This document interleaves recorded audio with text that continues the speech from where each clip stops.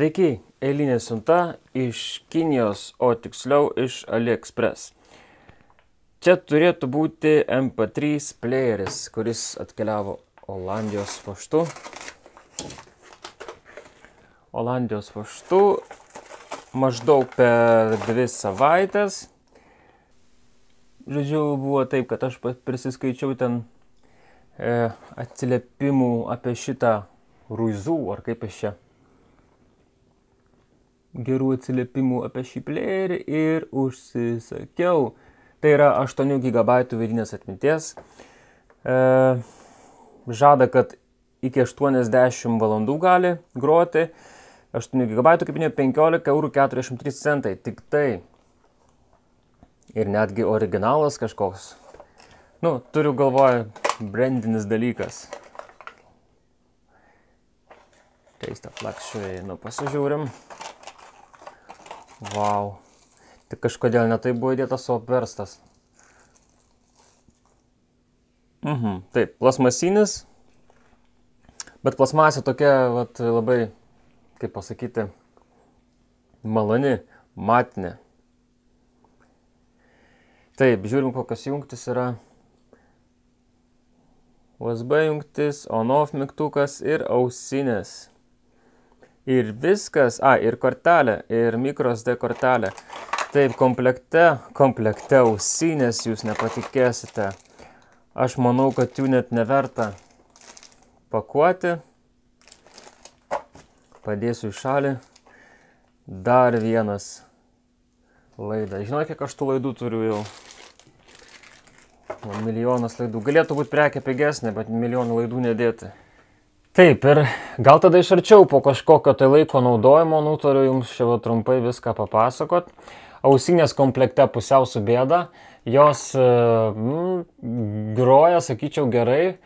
Jeigu, tarkim, nusipirtumėt kokią labai pigų grotuvą iš kokios, nežinau, dar pigesnį negu kad šitas, tai ten garantuotai būtų žymiai prašiau, arba šiaip kokį kinietišką prietaisą. Pakankamai groja neblogai, klausytis galima, nors bosų gal ir nėra labai daug, bet garsas švarus ir aiškus, tarp kitko, man labai patiko.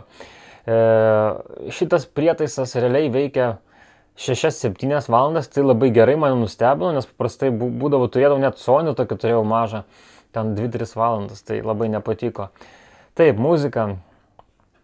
Įėjusi muzika, matot, visi tie, kas ir būna visos MP3 grotuvos, ar ne, ten all songs, ten pagal albumą, pagal artistą, playlistai ir taip toliau. Dabar perinam vienu atgal, video paprastai. Video aš pasakysiu, kokį formatą palaiko, dabar praleidžiam. Radijas, radijo aš turbūt nebūsiu nustatęs. Taip. Yra radijas, gerai. Tai va. Koks minusas, kad einat į radiją ir norite perėti į kitą stotį. Norėdami perėti į kitą stotį. Taip, paspaudus nenueisite iš programuotų stotį. Reikia eiti atgal, tada reikia eiti štai per čia. Ir dar kartą vėl pasirinkti. Tai va, čia yra minusas didžiulis šitam daiktui. Beje, galima įrašinėti radio, dainą kokią nors. Tai tiesiogiai iš radijos stoties. Tam pasirenka tokią funkciją. Čia peržiūrite nuotraukas, galite įrašinėti garsą.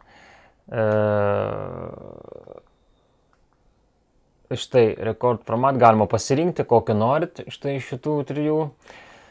Ir naudoti kaip diktofoną.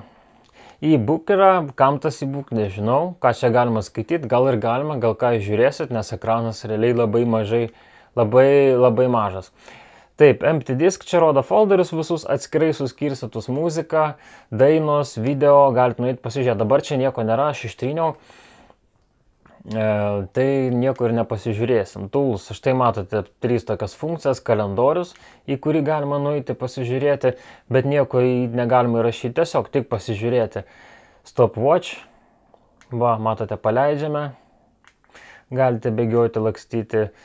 Tai yra tas pats bėgioti ir lakstyti, vaikščioti, galite kažką kepti, jungti stopwatch. Ir alarm clock yra alarmas, čia žadintuvas ir taip toliau.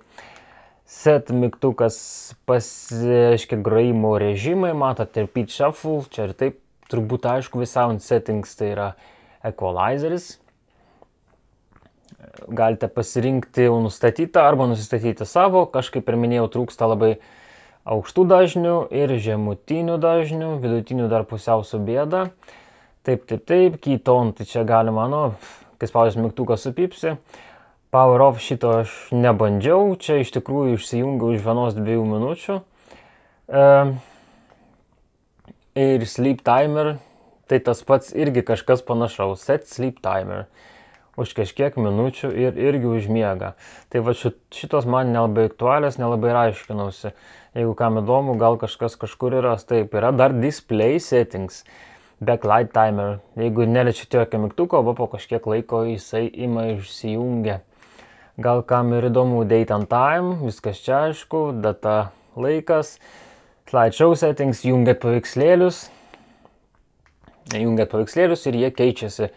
Kalba gali būti lietuvių nėra, anglų, rusų, vokiečių, lenkų, prancūzų ir kitos keletą čekų, pavyzdžiui.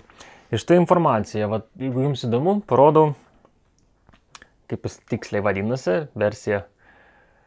Štai, netgi puslapis yra jų ir versija 1.1.1.1 netgi.